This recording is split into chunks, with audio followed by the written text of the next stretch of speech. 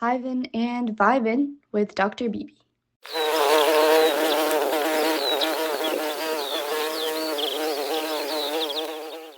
And to just let you know that today we are doing our program on how do you coach. So it is Hivin and Vibin with Dr. Bibi on how do you coach. And today our guest is Sweta Vikram. Sweta, did I pronounce your name correctly? Yes, you did. And a big thank you to you, Banya, for inviting me on your platform across the continents, across oceans. And thank you to everyone who's tuning in. Lovely. So let us begin with first understanding who Shweta is. So Shweta is an Ayurvedic doctor. She is also a wellness educator. She's a speaker and she's the founder of Nimmi Life. Now, what does Nimmi Life do? Nimmi Life is a coaching practice which is dedicated to helping high achieving women regulate stress and restore sustainable health.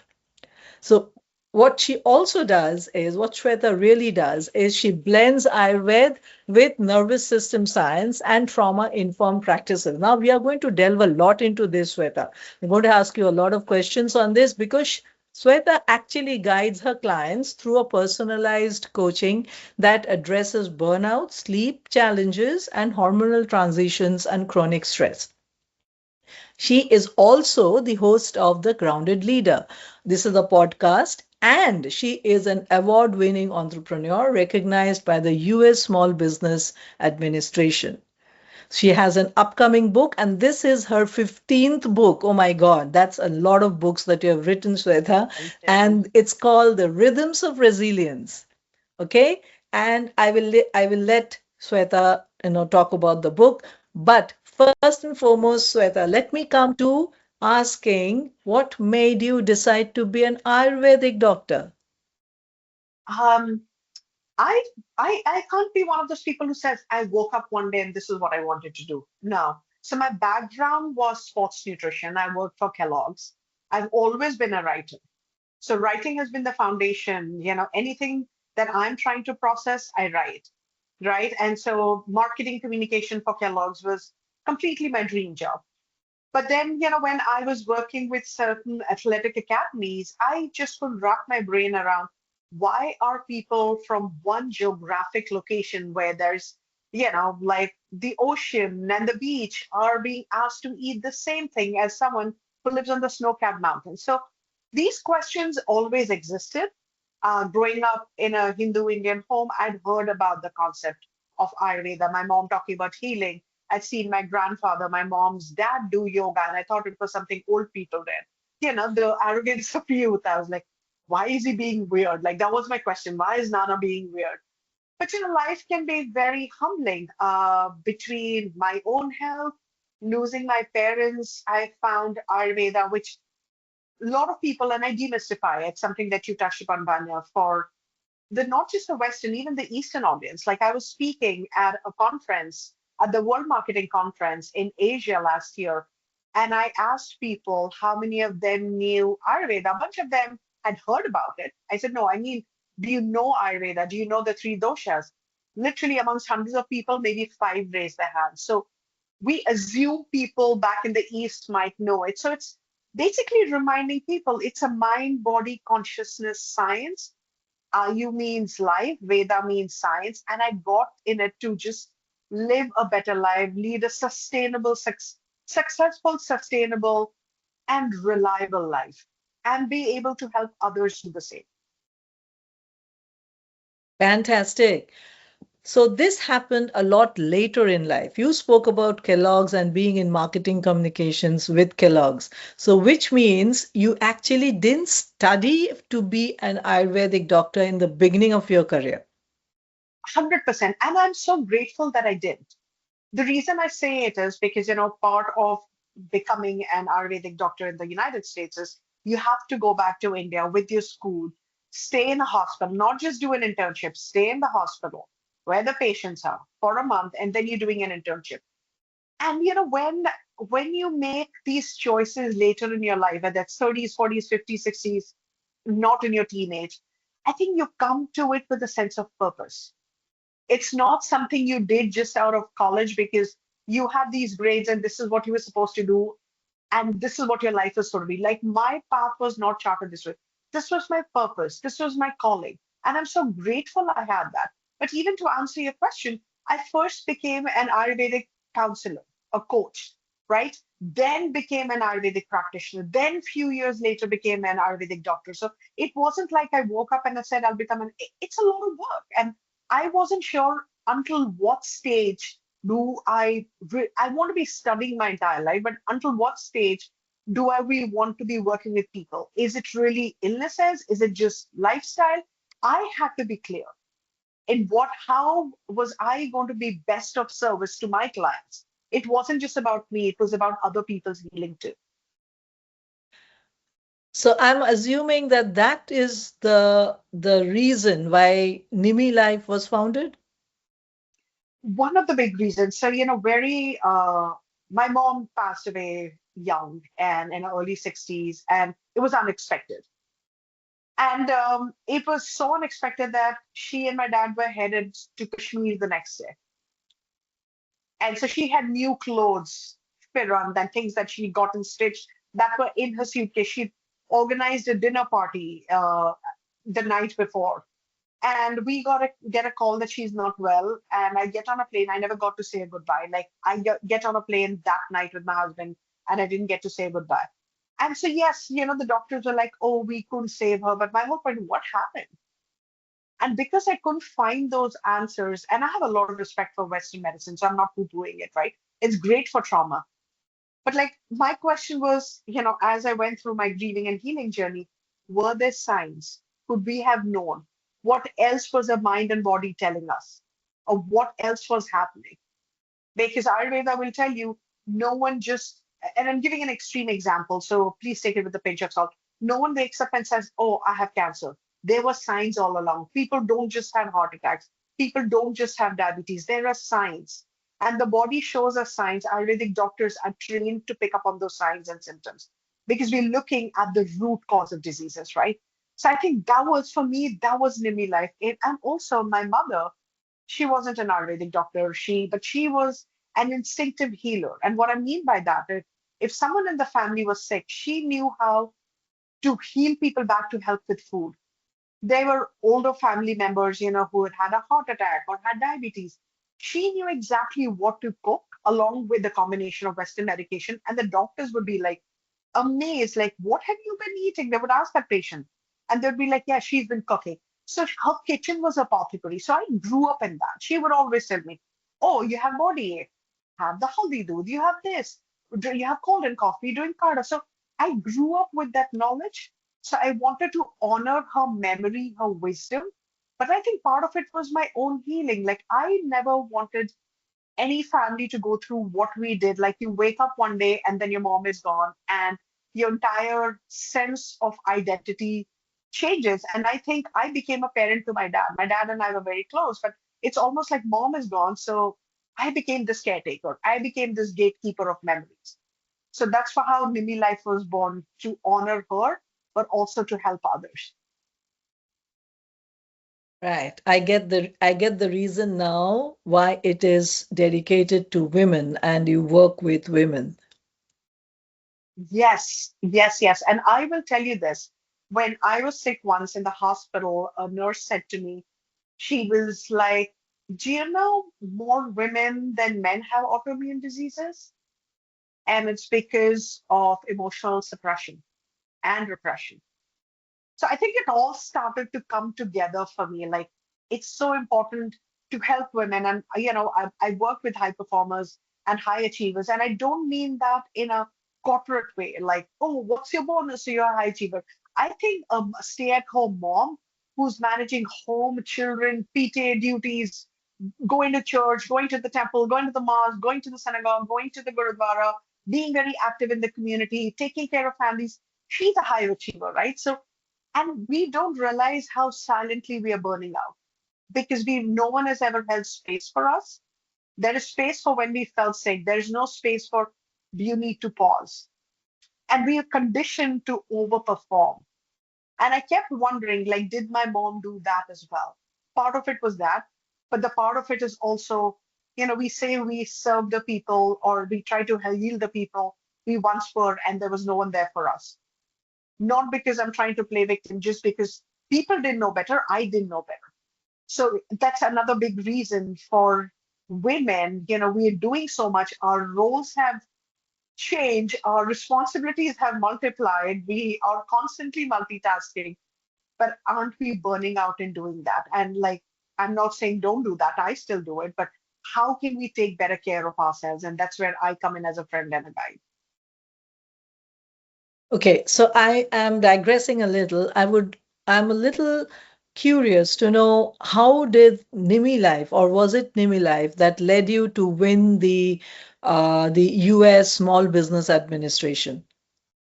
So, oh, that's an interesting question. God, thank God, someone saw the merit in the work that I was doing. But I'll be honest, it wasn't just the first award. Like before that, I'd won the Entrepreneur of the Year award. I'd won a Spiritual Activist award.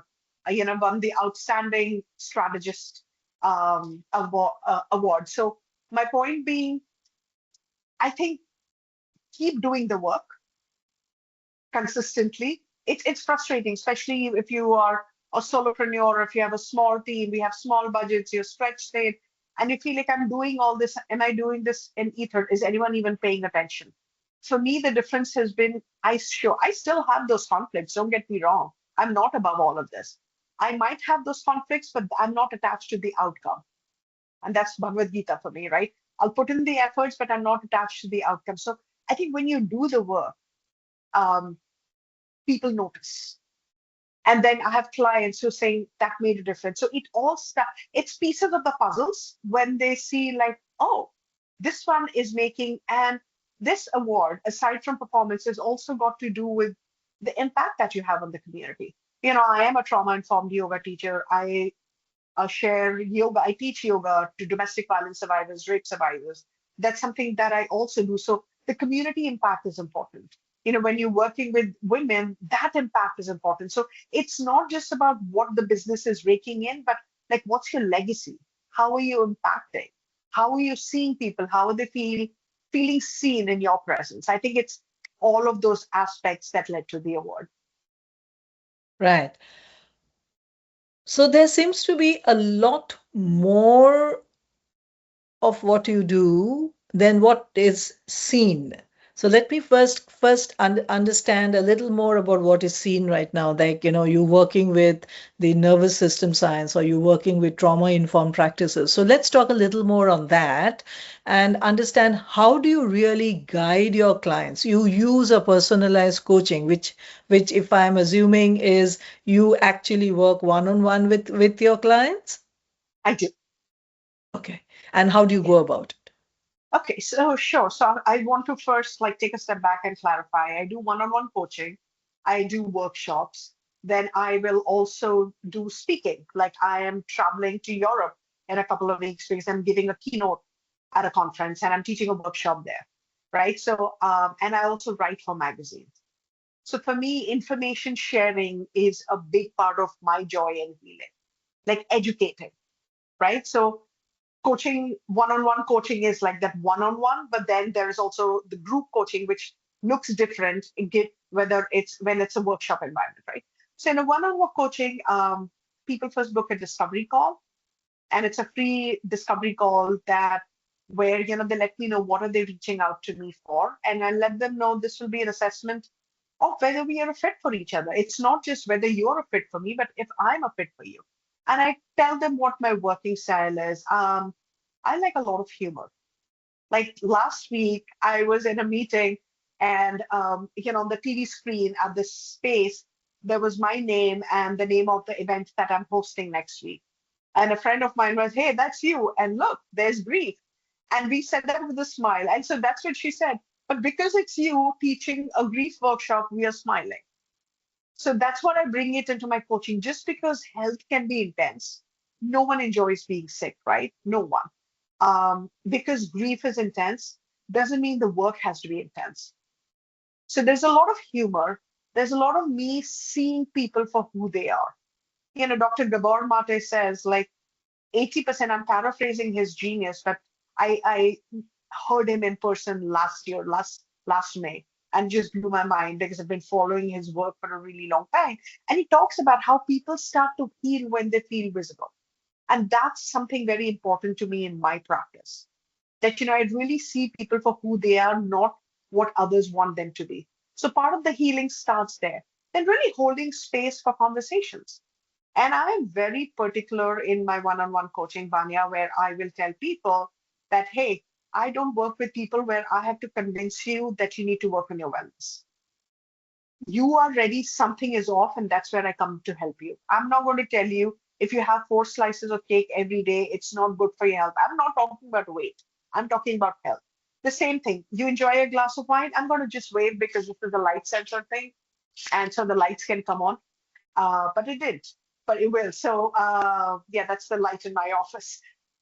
But so yeah, that's my thing. It's really personalizing everything, really holding space, and then getting down into understanding the childhood, what they've been through. If someone comes to me with, I've been constipated for 3 weeks or 3 months, I'm getting to the story of who have they been talking to, what have they been eating, what's their story. Because so many illnesses in the world are because of going back, unaddressed emotions, repressed emotions. So it's really a storytelling process. It's becoming friends. I get to know details of the intimate life, emotionally, physically, mentally. And that comes from creating that safe space. And I tell them, hey, you will fall off the wagon. I still do. I'm an Ayurvedic doctor. I should know better. But you know what? Sometimes I find myself face down in a pecan pie, and it's okay if you remember to get up the next day and start afresh. I hear a lot of very attentive action points in your practice, like you actually sit down and have a chat with them. You have, when you're saying that you're creating stories, which means you're actually hearing what the person is saying, listening to it, and then putting it into understanding how it is being unraveled, rather than just listening to it for the symptoms and listening to it to understand what the next treatment should be. But you are actually unraveling the story layer by layer to understand where it comes from, which you said earlier that Ayurvedic is a root cause.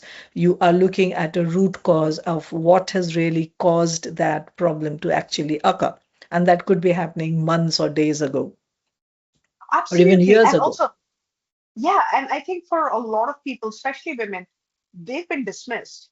Oh, this is nothing. Oh, you on your cycle, pain is normal, cramps are normal, heavy bleeding is normal. So we've been told normalize pain, normalize anxiety. Men have been told be stoic. A real man doesn't talk emotions. Eh, Look at what's happening. Women outlive men because we are better at social connections, right? So all these stereotypes, whether it's for men, women, like gender, every gender is navigating that. It's really meeting people where they are and just asking them, do you think this could have done that? And they're like, oh, I never thought of it. Even then, I told them, I never tell them this is what has happened. I'm like asking them, asking for permission and actually allowing them to tell me what might have happened. Because so many people, they might be the C-suite executives, a $1 million business owner. In their personal lives, they have felt unseen. They have felt unsafe. They have felt like their internal safety is all over the place and they're exhausted. Part of it is like, no one can do it better than I can, so I've got to do it. Some part of it is like, who else will do it? There is no one.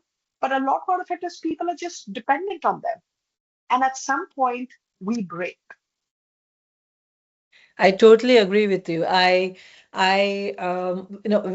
me just insert something here on my personal life. So, an incident. So, my mother had a friend, and they were very close. And this is well in their, so they were in their, like their children have grown up, and half of them have got married and stuff like that. So they're in their 50s or 60s or late 60s or something.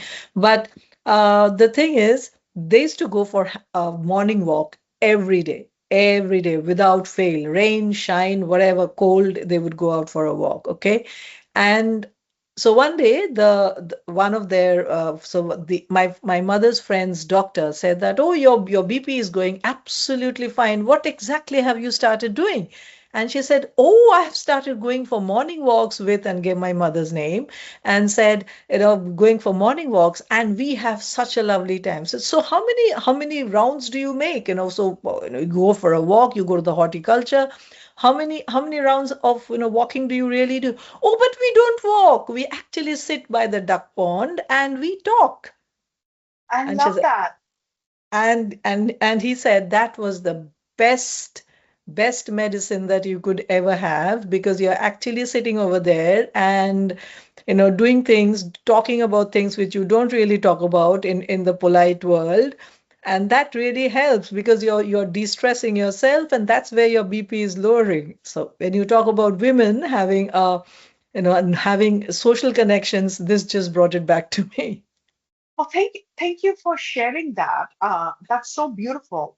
And when you look at your life, or I look at mine, we realize like these connections to women especially are so significant. And men just haven't been, men are much more in their silos, like they might meet up for sports or beer or whatever, but like women bear their hearts and souls, and I think that's where the real healing happens, where it's again feeling seen like your mother and a friend. It's the idea is to go for a walk, but the walk is the emotions walking, right? It's not the limbs. And but that is so good for your heart health. And if your heart is functioning better than it did, obviously your blood pressure is going to be more better. So that's what. So now let's talk about how. So So I take it. So I'll just quickly wrap up the coaching part of it to understand that. So the basic thing that you always do is customize your coaching Yes, practice so that it is a one-to-one session where you can really drill down and unravel a person's root cause, and then sit to address it rather in a way that your client is actually collaborating with you to actually treat it. Am I understanding it right? absolutely. Fine, great. So then let's move on to understanding why and how did you start your Grounded Leader podcast? So while I'm doing this, look like a person who works on the airport. I'm trying to wave so that the automatic light would come on, but it's not coming on. But are you able to see me properly? Yeah, yeah. Okay, okay. So, I had always wanted to launch a podcast. And the reason I say that is we were talking about this earlier, Banya, that for me, I am a writer and a storyteller before anything. Whether it's my speaking or healing work or yoga, there's always story and humor. So, to me, podcasting is another way of writing and storytelling. When I'm writing the script and sharing stories. And the way I do my podcast is it's 2 episodes a month, and one episode is a solo episode because I also want to familiarize people with what Ayurveda is, right? I can't make that assumption that everybody knows what it is. And at the same time, I want to empower others. So for the first 10 months or 8 months of the podcast, I just interviewed women, right? And now I'm also starting to interview men. So I was like, I'm nothing against, but I have something for, which is for women to amplify their voices, their businesses, the work that they are doing. And also, I focus on interviewing those people who either have that story of a tipping point or wellness is woven into what they do. So when someone comes and tell me, I do the triathlon, then I drink like 10 glasses of wine on a Saturday, that's not my person to interview. I'm looking at the person who says, well, I did the triathlon. I'm great at it, but I'm wondering why am I doing it? Or the person who says, I do a triathlon because you know what? It helps me think better. So for people who want to lead from sustainable balance, those are the stories I like to amplify. And it's beautiful. Like I interviewed this one woman who is worked for, I think, KPMG at some point, and now is also a choreographer and a realtor. And she's bringing other women together, and she does this choreography and she teaches dance, and she's bringing joy to the life of women in the midlife. Some might be empty nesters, some might be just like tired of taking care of others, others might be navigating perimenopause or whatever have you. And she's bringing that joy. So I'm like, leadership just evolved in your life. It was corporate, now it's entrepreneurship, but it's also lending a voice to community. So again, like that impact is very important to me. How we touching lives? Have we changed the life of even one person? And that's the story I like to share. Beautiful. Um, Going back to the time when you were working in Kellogg's, Right. and how was your work then? What did you do then that is now extremely different? Oh, poles apart. First thing, that was corporate, and that was my first job. I didn't have boundaries. I would cry if I was upset, like all of those things. I have cried in the office, right? It's your first time actually navigating a boss, and I I was just not trained for it. And it was a different timeline and a different time ago, so the rules were different of how people engaged with employees.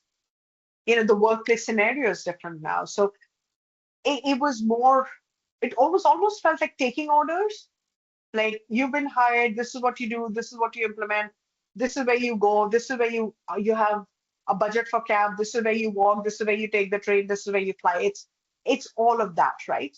uh but I'm still grateful for, like, in hindsight, I'm so grateful for that experience, because it was a good company to work for, and it gave me great exposure, but it also told me what wasn't working.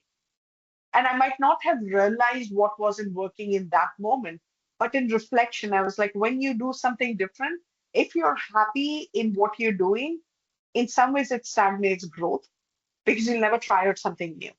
So I'm also grateful that at some point I was like, no, this is not it for me. I want something new. And now, as an entrepreneur, I am also an adjunct professor. I'm doing Ayurvedic coaching. I'm doing grief coaching. I do speaking. I do one-on-one coaching. So my portfolio is more diverse. So it's always exciting. Like, I wake up, I work a lot, like most entrepreneurs, right? And I'm not saying woo-hoo, I work a lot. It's just the nature of the beast. That's what it is. So I have scheduled pauses. I have scheduled, like, I curate joy in my calendar, whether it's going to the patio in my office, sipping a cup of chai and talking to a friend on the phone, or sitting with some, like, or just hanging out with people. I'm more intentional. I didn't understand intentionality when you start your job at 21, right? Like, I didn't know what that meant.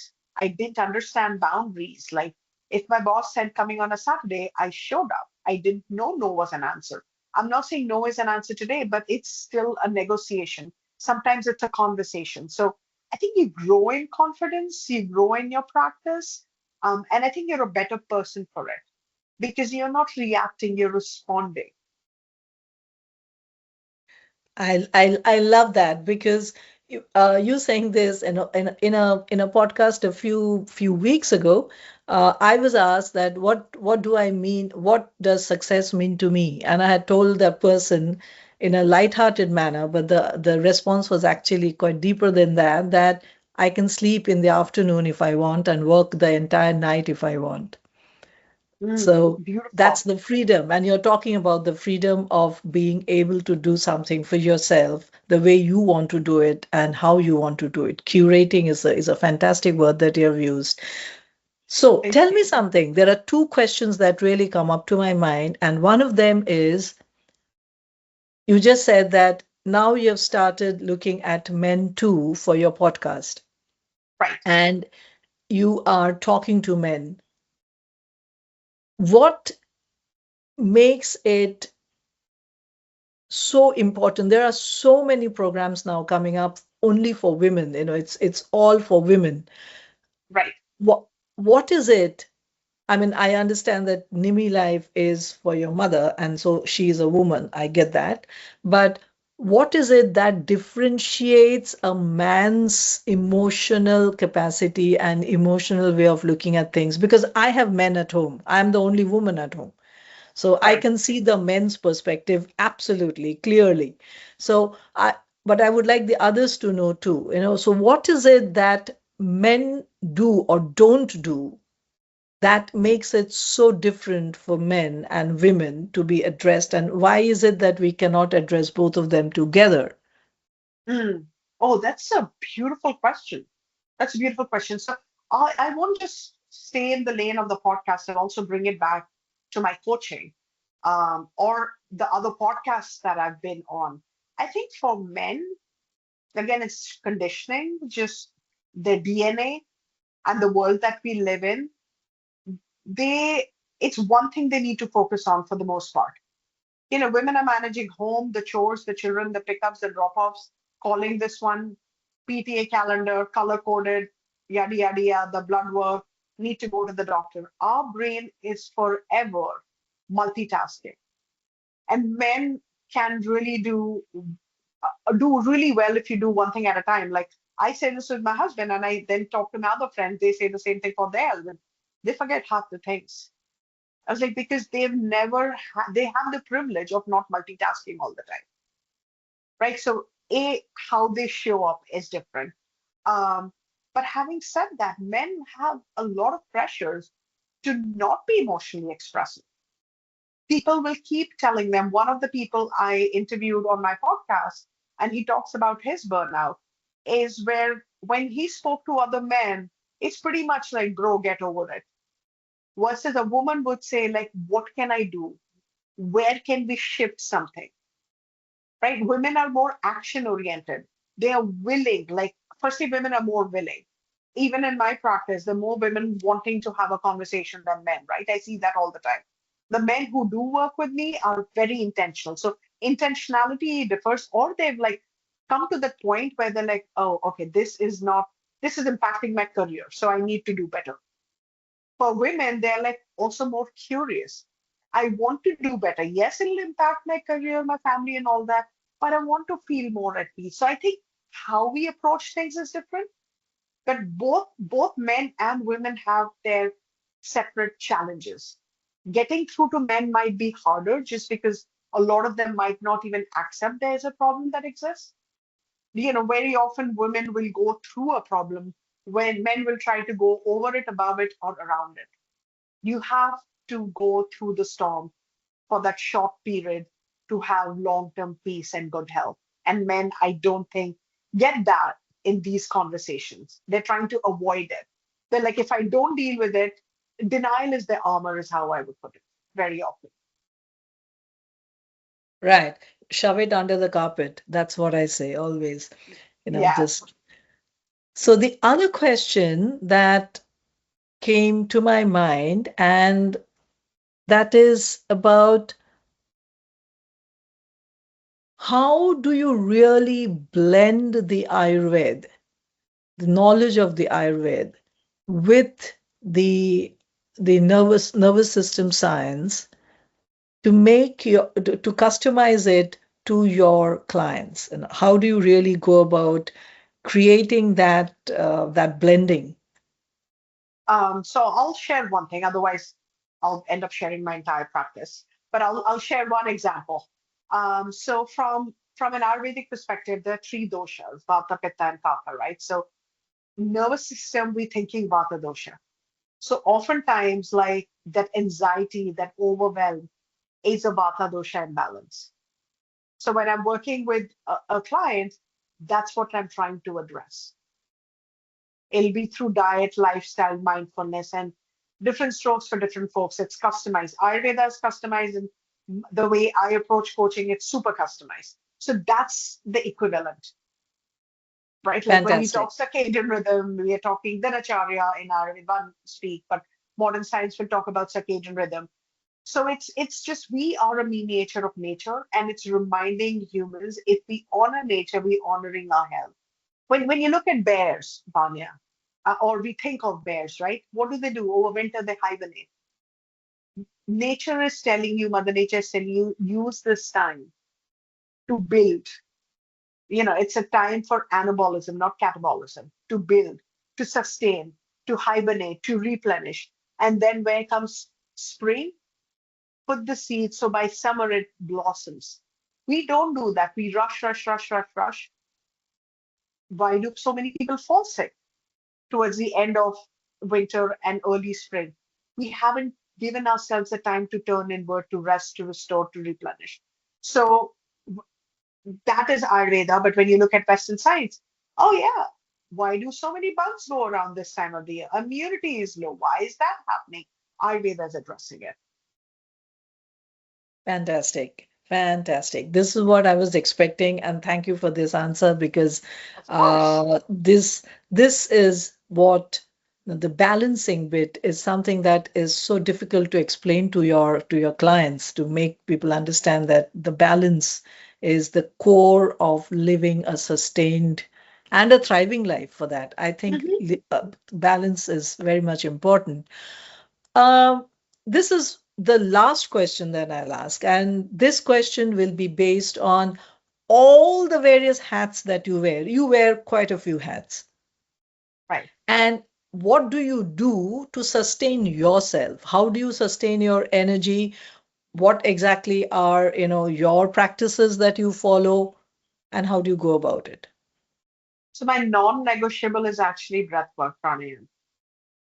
The world chaos could be happening, but I will not compromise on my breath work. I might not have 30 minutes, but I'll do 5 minutes. So that's my non-negotiable. I do work out 6 days a week. It looks different. It's yoga, it's weight training, it could be hiking, dancing, whatever have you. Movement is very important, just to release stress. For me, intentional time, whether it's with my family or my friends, that connection is very, very important. So no matter how busy I am, I will still see two friends during the week with work and everything. Or, if it's like an absolutely insane week, I will talk to at least 4 to 5 friends. It's very intentional to make those connections, check in with people. Like before this interview, I had a little bit of a break, and I called up a friend, and she was like, "How come you called it?" And I was, we call each other up all the time. I said, "No, I had a sense that you were not okay." So because when you become intentional, you are led by your intuition, And she was like, "My heart was hurting. Something happened at work, and I'm so glad you called." So it goes back to that visibility. But in doing that, it also grounds me where I have relationships where I can actually connect on a level like that. Right? Watching movies. Sometimes it's going out, sometimes it's staying in. Action doesn't matter, but I am action oriented. So doing that, and up until now, I used to believe, oh, I have to have these practices to also protect my energy. Last week, a friend said something so profound which has changed my life. Just why do you need to protect yourself? Why don't you believe you are the light? You have the radiance. So when something negative comes, you just let the low vibration be and you just rise up a little bit.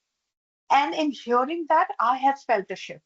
Otherwise, like, my Reiki master, I'm also a Reiki practitioner. My Reiki master would say, did you remember to zip up that, create that bubble? And I forget because I'm doing so many things. Like in the shower, say I do that for 2 days, and I travel for a conference, then I'm focused on my keynote, then I've forgotten that.